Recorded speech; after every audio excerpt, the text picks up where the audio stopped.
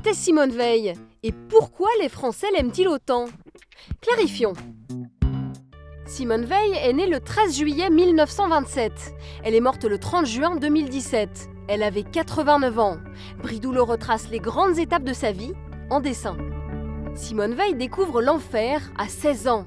Elle est juive et pendant la Seconde Guerre mondiale, les juifs d'Europe sont persécutés par les nazis, des Allemands dirigés par Adolf Hitler qui veulent tous les tuer.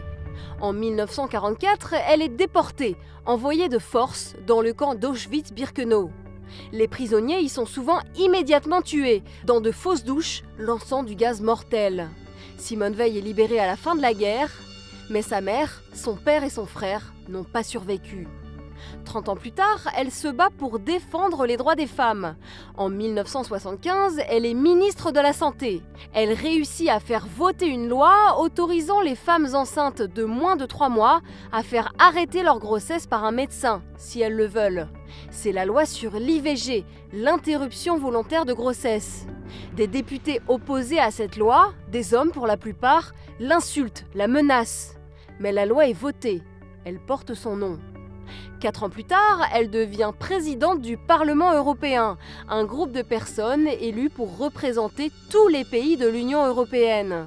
Simone Veil pense qu'en inventant des règles communes, en travaillant ensemble, les pays d'Europe ne se feront plus la guerre et éviteront de répéter les horreurs du passé. Pour vous, quelle est la chose la plus marquante dans la vie de Simone Veil? Auriez-vous voté pour ou contre la loi Veil?